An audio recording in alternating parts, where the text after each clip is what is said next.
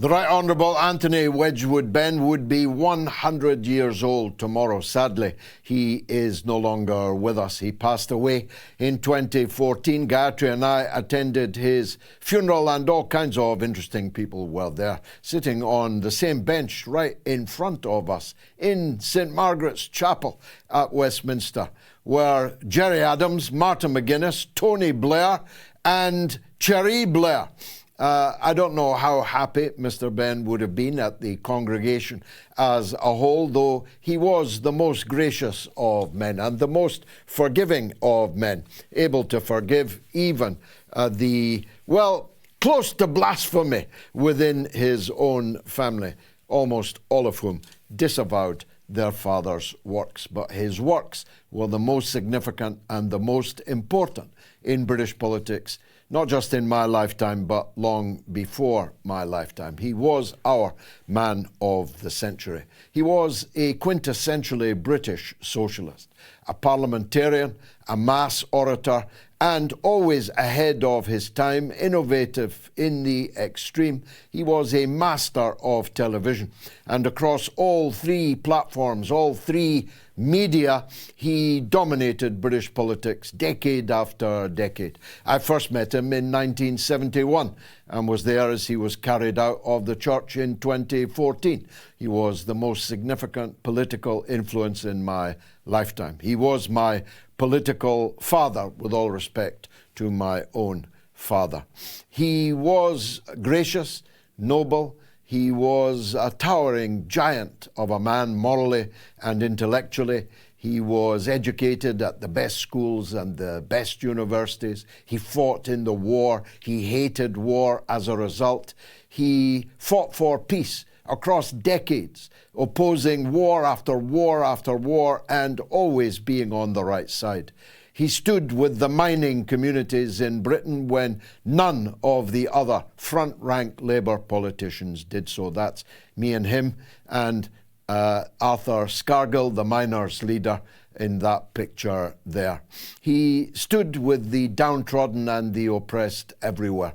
He went on the BBC and eschewed their ban on him announcing the Disasters Emergency Committee emergency telephone number through which people could donate to an earlier massacre in Gaza, for those that think it all began on October the 7th, the year before last. Mr. Benn was a hero of mine, and many of us, millions of us, miss him every day. And when we see the political class that governs us now, the political class that passes for the opposition now, he merely grows in stature. He was eloquent beyond belief.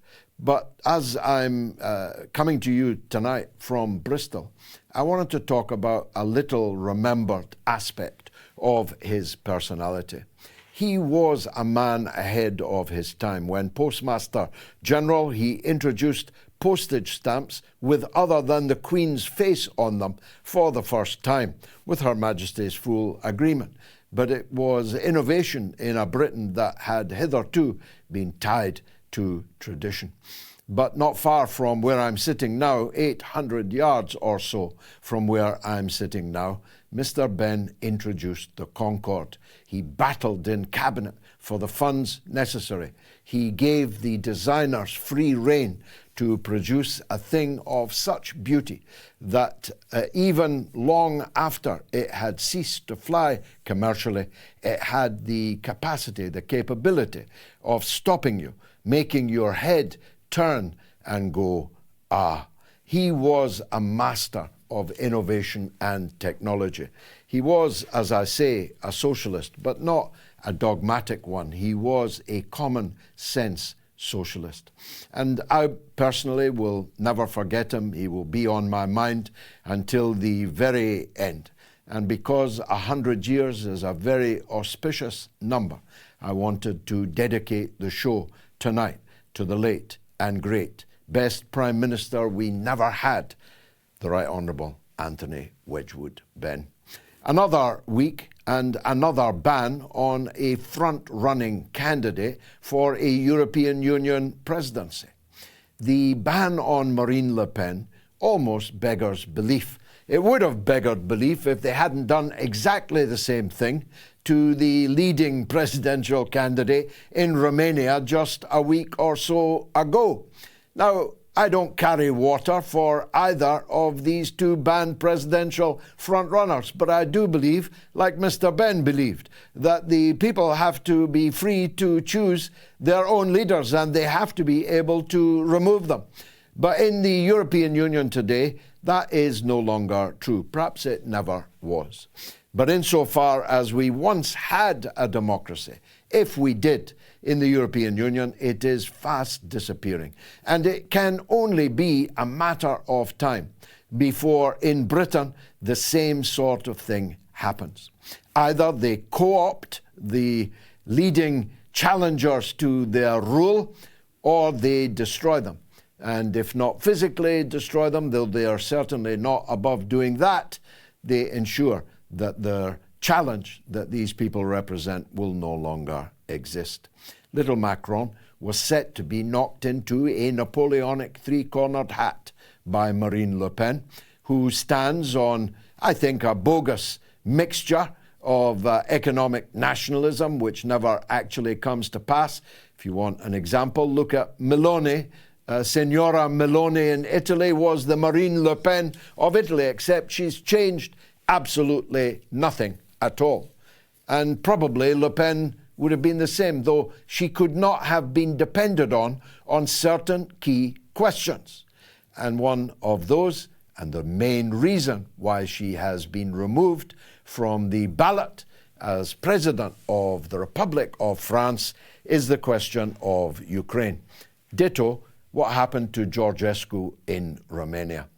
Neither of them are big fans or supporters of Vladimir Putin. Neither of them are enemies of Ukraine, but both of them would not have agreed to their country's never-ending march towards the guns. That's the truth of the matter. They have removed Marine Le Pen, not because of her attitude to Muslims or immigrants or black people or any of the other liberal claptrap that you will hear and read in the liberal newspapers, who joyously welcomed her electronic tag and her forbidden presidential run. It's all about Ukraine. It's all about the never-ending war with Russia, which is deepening rather than coming swiftly to a conclusion. It's abundantly clear that Donald Trump is out of there. He is now, today, entertaining a leading Russian who was on the sanctioned list and who should have been arrested on arrival in Washington. But quietly, Donald Trump removed that sanction on that individual, and he's sitting now in the White House. He happens to be the head of the Russian Sovereign Wealth Fund. So that's the level that talks between Russia and the United States have now reached. It's going very soon in America to be business as usual. But the Europeans are rushing to fill the gap. The fact that they have not the men nor the money to actually fight Russia has not stopped them placing their entire societies effectively on a war footing. The British government yesterday introduced a Foreign Agents Registration Act. Well, they'd already introduced it, but now they've put it up on the government website. I don't know what to say. I'm actually an agent of anybody that you bully, Keir Starmer. You can count me as an agent on anybody you're dropping bombs on anybody you're helping others to drop their bombs on. First and foremost, I am a foreign agent on behalf of the Palestinian people. And I am a foreign agent on behalf of the Iranian people if you start bombing them. I am a foreign agent on behalf of the Yemeni people because you are involved in mass murder in Yemen. You see where I'm going with this, Sir Keir? You can arrest me as I come out the studio if you like, but the person who will be in the dock at the subsequent trial will be you and not me. But this McCarthyite witch hunting of people like Craig Murray, the Honourable Craig Murray, former British ambassador and Foreign Office grandee, who was stopped and huckled at Edinburgh Airport. people like Richard Medhurst, the half-Syrian Christian, who wears a cross around his neck, but who was arrested first in England, then in Vienna, as somehow some kind of terrorist.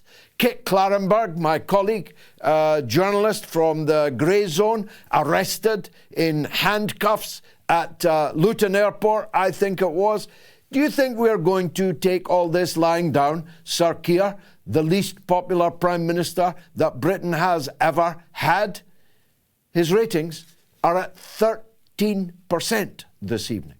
13% of people in Britain approve of Prime Minister Keir Starmer.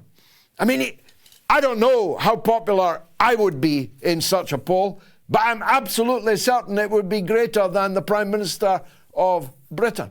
But whether that's true or it isn't true, we are not going to go quietly into this good night. We are not going to participate in your McCarthyite japes. We are not going to stay silent while you twist and distort every fact, every reality, because you are hoodwinking the people. The British people in their heart know that we cannot fight Russia. So they're asking why our Prime Minister is doing everything that he possibly can to put us at war with Russia. The British people know in their hearts that there's not enough soldiers properly to guard Buckingham Palace, and you're planning to send 30,000 of them into harm's way in the Ukraine when the Russians have told you that if you do it, it will be an act of war, you will be a belligerent, and your forces will be attacked. You see, they're our forces, not yours. They are our sons and brothers and fathers that are in the British armed forces. Do you think we're going to stay quiet about that? Do you think we're going to allow you to conscript our young people, either through withholding benefits if they don't join the army? I'm not making this up. That's exactly what they are floating now. Or by all-out conscription of our young people. Certainly you will not be able to even dream of sending 30,000. We've only got 30,000 into harm's way in Ukraine without some form or other of conscription. Do you think we're going to go quietly into that good night? Do you think we're going to allow you to keep people off ballot papers, to find any trick or device that you can to keep people off television, to keep people off the air? Do you think what do you think the British people are? We stood alone in 1940 and 41 against this kind of thing. Mr. Benn was on the roof of where he was born, now Millbank, actually working the searchlights to illuminate the Nazi bombers as they came over London on their blitz, which destroyed so much of the East End of London, so much of the Port of London, so much of Coventry, so much of the West Midlands, so much of Clydebank, so where Mr. Benn's grandmother came from. Do you think that we're afraid of you, Keir Starmer? We are the people that stood up to Adolf Hitler for a time entirely alone. We are the people that played our part in liberating the world from Hitler fascism. Do you think we are afraid of you, you grinning nincompoop? Do you think that you cut any kind of a jib with us? We despise you. The mass of the British people utterly despise you. And if the Labour Party had any sense, they'd have you out already. Now, the big enchilada has hoved into view. I mean the B-2 bombers sitting on the tarmac in Diego Garcia, within range of the missile capability of the Islamic Republic of Iran. The B-52s are parked neatly in a row in Qatar, which will no longer exist if you use them against the Islamic Republic of Iran. Qatar, a petrol station with a flag, will no longer be a petrol station, and it will have no flag. And neither will any of the oil and gas infrastructure amongst your allies in the satrapies of the Persian Gulf continue to exist. And the Straits of Hormuz will be closed in an instant and you will not be able to get oil at $500 a gallon. The Western economy will grind completely to a halt. Let's see what the public in Western countries think of that madcap adventurism. Now, some people say that Trump won't do it because only a madman would do such a thing. Really? Only a madman would do such a thing? Well, he might do it. I personally think he will not.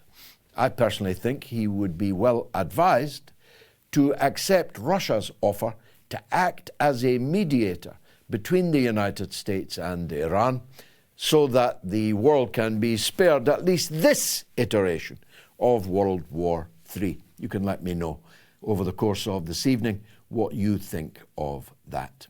I want to close on Greenland. Now, as I've said before, it's very controversial. A lot of people don't like me saying it. But my reaction to Trump threatening to invade Denmark is laughter. Not laughter because I don't think he will do it. Personally, I think he is going to do it. Not laughter because I think the 5,000 residents of Greenland deserve to choose their own future, self-determination and all that. Not laughter because I hate Danish people. I love Danish people. We get regular viewers and donations from people in Denmark watching this. No, it's laughter because Denmark has been the tiniest trumpet in support of Western imperial policies for longer and louder than any other part of Scandinavia. And that is saying something. The way in which, even whilst the United States is threatening to invade them, their leaders are still calling out daily, Russia, Russia, Russia. It's funny to me.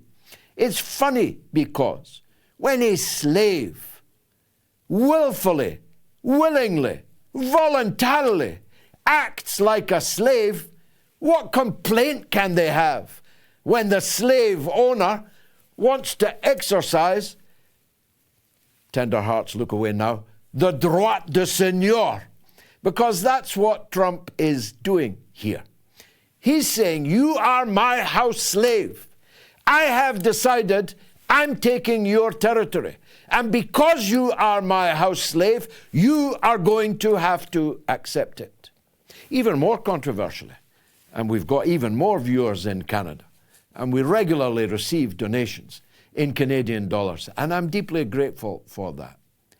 Canada has been an even more supine, obeisant slave than Denmark.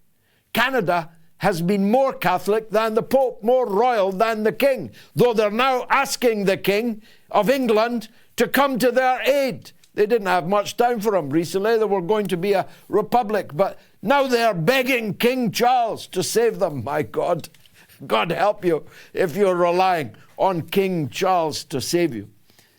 But the Canadians are unnerved, completely unnerved. The horses have been frightened. Underneath the Royal Canadian Mounted Police, the Mounties, their horses are frightened because Donald Trump is making it very clear things are going to change between the United States and Canada. And he wants Canada as the 51st state of the Union. I laugh at it. I laugh at it because Canada, with its governments of right and so-called left, thoroughly deserve this treatment. If you have no self-respect, why should anybody else respect you? When they arrested the daughter of the founder and owner of Huawei on American orders and kept her under house arrest for 2 whole years, they showed just what kind of slaves they are. And again, I make the point, if you're willing to be a slave, don't complain when the slave owner kicks you around a bit. That's the relationship that exists between owners and slaves, especially ones that have volunteered for the fate. It is the mother of all talk shows. Stay tuned.